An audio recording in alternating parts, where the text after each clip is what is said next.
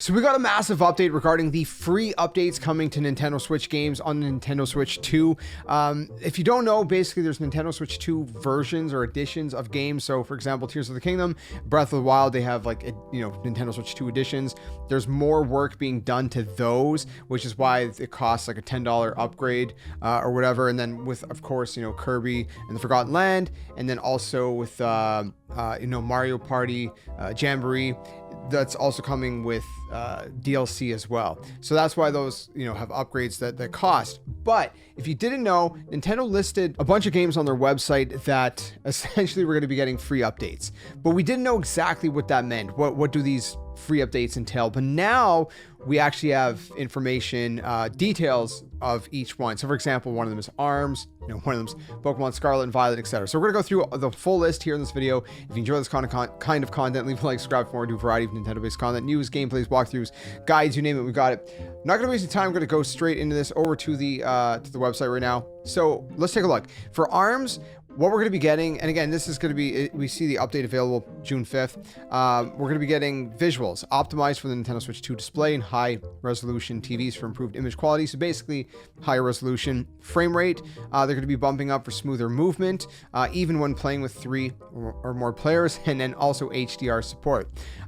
For Big Brain Academy, we're going to be getting up to 4 people can play in party mode, can share locally or share online via game chat. Captain Toad treasure tracker. Updates include visuals, so basically again resolution, HDR support as well. There's game share support, so 2 people can play all of the courses, share locally or share online via game chat. For Clubhouse 51 games, we got up to 4 people can play 34 games. You can share locally or share online via game chat. For Game Builder Garage, we have basically upscaled resolution, better resolution. Excuse me. We also have support for Joy-Con 2 mouse controls. That one's interesting.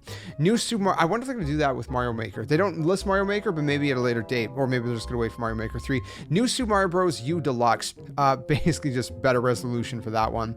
Pokemon Scarlet and Violet, for both of these games, basically we're getting better resolution, but we're also getting better frame rate, which is really needed because those games are a super laggy mess on the Switch, in my opinion. It's just lots of frame rate drops and not a very smooth experience. A lot of people's complaints for a lot of the Pokemon games on Switch. So that's that one. Super Mario 3D World plus Bowser's Fury, better resolution, better frame rate, HDR support, but the HDR support weirdly is only for Bowser's Fury. I don't know why. That's really weird. Up to 4 people can share Super Mario 3D World and Bowser's Fury. 2 people can play together with 1 player controlling Mario and the other controller controlling Bowser Jr.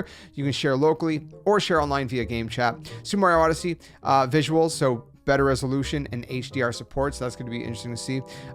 We can, for game share support, 2 people can play together, Mario and Cappy, with over game share, that is, and then you can share locally or online via game chat. Echoes of Wisdom, HDR support, also better resolution, not better frame rate. Some people feel like that game could use better frame rate, but weirdly not. We're not getting that. We're just better resolution.